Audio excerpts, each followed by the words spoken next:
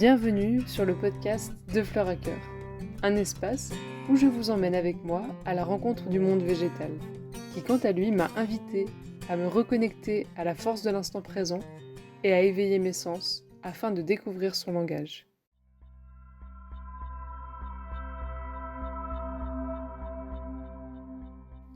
La soirée est fraîche. Un léger vent entre par la porte-fenêtre et agite doucement quelques feuilles. Je contemple ce magnifique ciel, encore bleu et parsemé de fins voiles de nuages rosés. Comme tous les soirs, me voilà à table avec mes colocataires végétales. La disposition a un peu changé, car des boutures ont rejoint l'assemblée. Les rejets de l'anthurium ont déjà de très belles racines. Rejet, je n'aime pas ce mot. Quelle idée d'appeler ainsi une petite plante créée par la plante mère. Puisqu'il est commun de dire pied mère, appelons le rejet pied fille. D'ailleurs, peut-être qu'on le dit déjà. Je dirais donc maintenant pied fille. Revenons à nos racines. J'admire donc les racines d'une des plantes filles de l'anthurium à travers l'eau de cet ancien pot d'asperges. Je me rends compte à quel point j'ai de la chance de pouvoir les observer. C'est vrai, quand prenons-nous le temps de contempler des racines?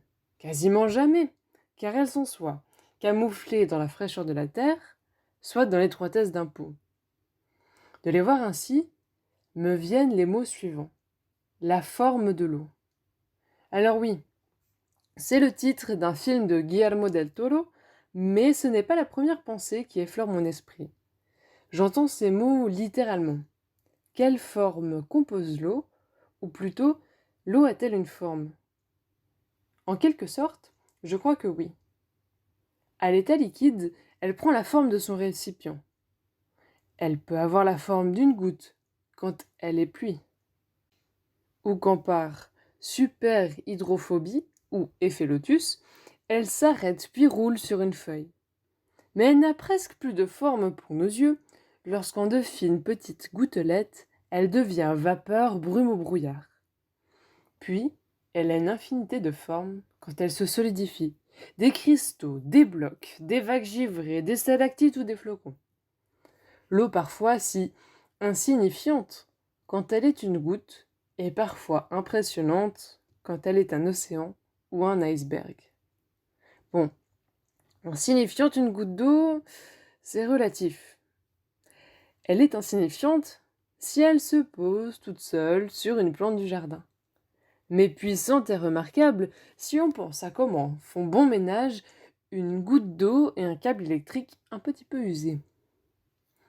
Et si cette même goutte d'eau invite tout plein de copines gouttes d'eau et que, dans un nuage, elles font une super fiesta, ambiance électrique, soirée déguisée. Et lorsqu'enfin la soirée bat son plein, c'est le grand saut. Toutes les gouttes, déguisées en billes, en boules, en ballons, et en une diversité de balles, de la balle de golf à la balle de tennis, quittent la soirée à toute allure. Là, je peux vous garantir que la petite goutte d'eau n'est plus du tout insignifiante ni pour votre potager, ni pour le toit de votre voiture. D'ailleurs, si on y pense bien, il y a fort probablement en chacun de nous une ou plusieurs molécules d'eau qui est un jour composé un océan, ou qui ait fait la fête dans un nuage. Ou encore, formait-elle une des gouttes de pluie sur lesquelles sont venus se former des arcs-en-ciel quand le soleil s'amuse avec les nuages. Et qui sait, il est aussi fort possible que cette même molécule d'eau ait voyagé dans un beau pied de melon.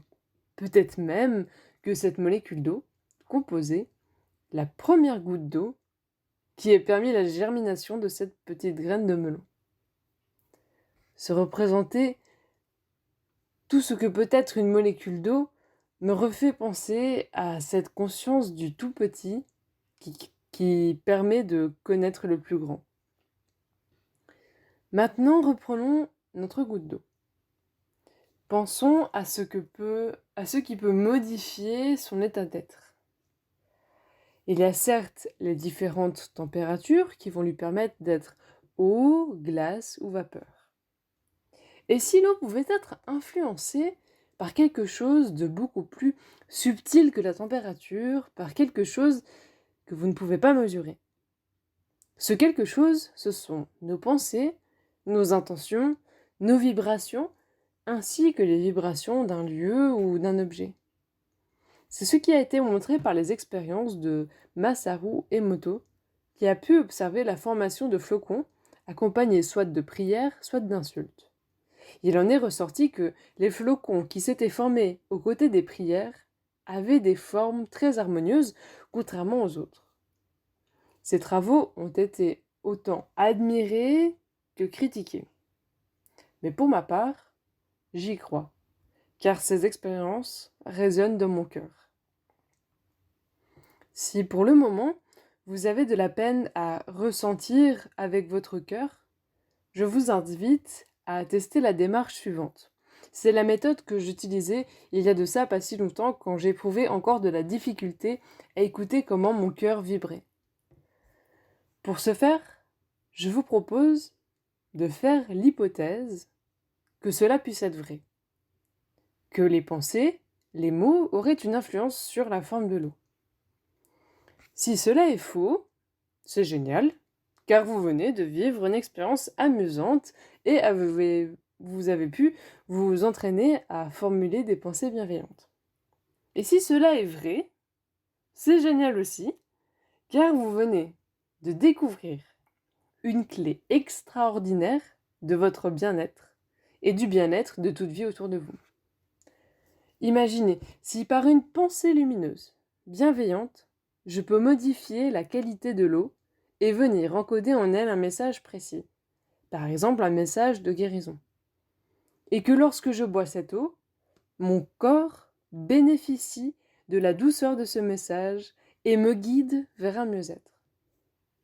Et je peux faire la même chose pour l'eau de mes boutures, ou l'eau avec laquelle j'arrose mes colocataires végétales. Et c'est ce que j'ai fait sur chaque pot.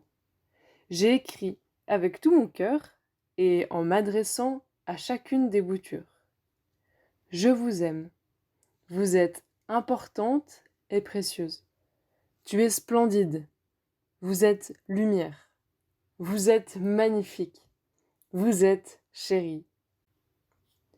Et vous voyez, tous ces mots, nous pouvons aussi les adresser à nous-mêmes ou à l'eau que nous buvons. C'est tout pour aujourd'hui. Je vous remercie pour votre écoute et merci car grâce à vous et vos merveilleux retours, j'ai cette chaleureuse envie de continuer ces podcasts qui m'invitent à ces connexions végétales et à l'écoute de mes ressentis et à aller au bout d'un fil de réflexion qui se serait sinon peut-être perdu de mon flux de pensée quotidienne. À bientôt!